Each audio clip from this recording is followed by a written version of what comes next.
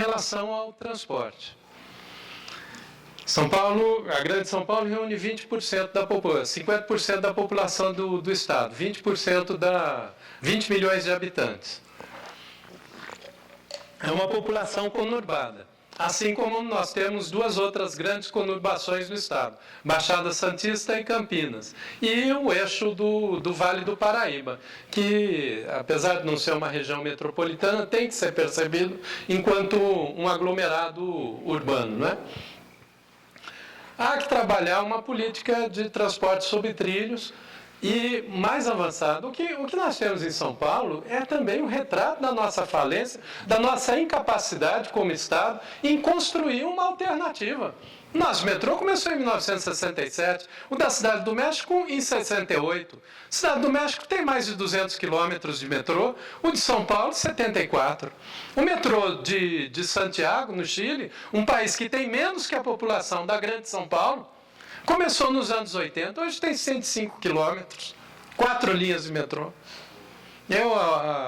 Um pouquinho antes da nossa convenção, esse mês ainda, eu estive na cidade do Panamá. A cidade do Panamá inaugurou seu primeiro metrô, o primeiro metrô da América Central.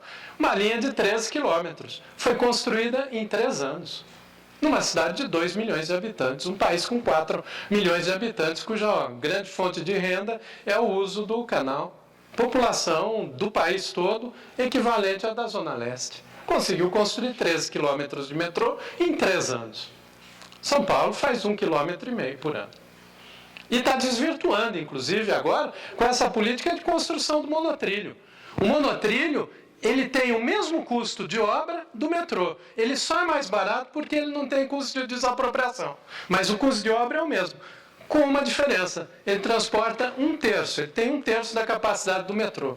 E o que está se fazendo no monotrilho para a cidade de Tiradentes é de um desrespeito absoluto com a população da cidade de Tiradentes. 300 mil habitantes, a 22 quilômetros do centro de São Paulo, serão transportados num monotrilho que vai com capacidade para 300 pessoas. Agora, eu li que o governo do estado está pensando em criar um mecanismo para dobrar essa capacidade, ou seja, ele vai ser inaugurado ocioso, trabalhando além do limite.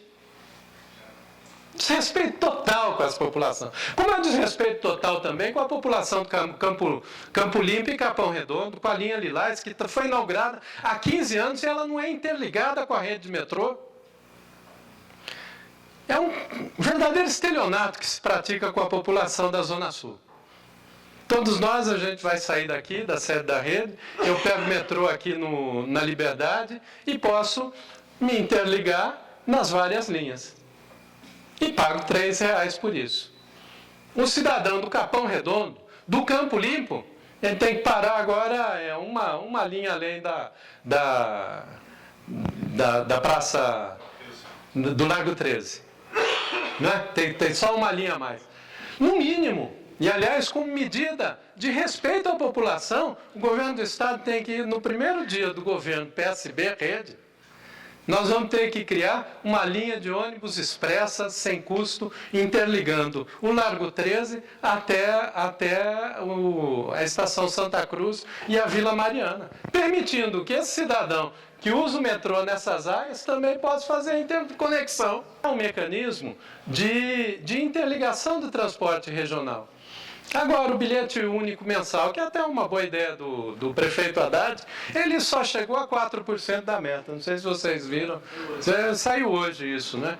Ou seja, por quê? Porque ele não é interligado. A gente tem que ter um bilhete único metropolitano, interligado. Mas, para fazer isso, a gestão do transporte tem que ser metropolitana. Por que não abrir o capital do metrô, não para iniciativa privada? Não é isso, não. Abrir o capital em consórcio com a União e com o município de São Paulo e mesmo outros municípios da Grande São Paulo. Isso daria um novo aporte de recursos, permitiria, inclusive, uma discussão interligada de política de mobilidade urbana em São Paulo. E devíamos fazer um metropolitano também na Baixada, interligando Santos a Peruíbe, é tranquilo.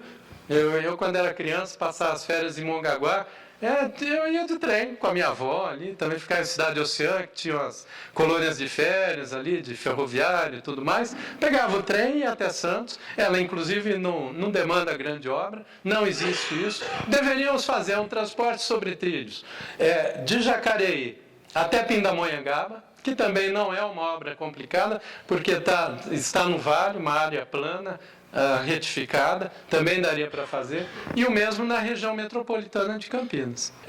Mesmo na política de trens, né? Nós temos que ter uma efetiva política de trens no Estado. Uma coisa é o trem metropolitano, que seria para a região de Campinas, para o Vale do Paraíba, para a Baixada, a integração aqui em São Paulo, rever, em negociação com a Prefeitura de São Paulo, sair de corredor de ônibus para VLT, que é o bonde, talvez tenha mais eficiência, a gente fazer isso negociado, por isso que propunha que a Prefeitura de São Paulo fosse acionista do metrô também, assim como a União. Porque a União fala, o governo federal fala que dá dinheiro para o metrô, ele não dá dinheiro nenhum, ele empresta.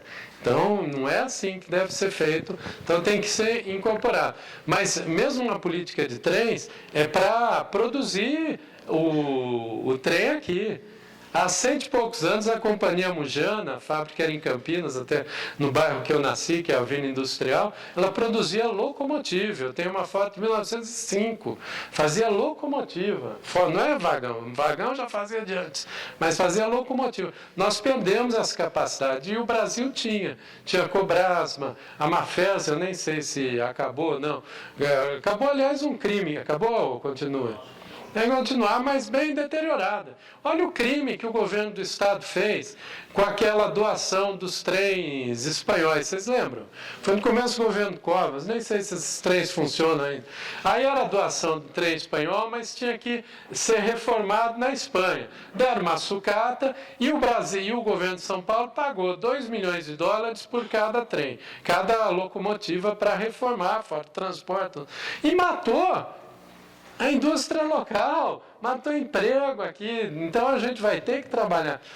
Hoje fica nesse acordo de OMS, né, Organização Mundial de Comércio, que você tem que estar completamente aberto. Não, até pela agenda do milênio, pela agenda da sustentabilidade, a gente vai ter que colocar a questão do carbono. Então a gente quer produção local. Quer circular menos energia para transportar um produto, uma produção, gerar mais emprego. Então, o Estado de São Paulo, ele tem esse papel.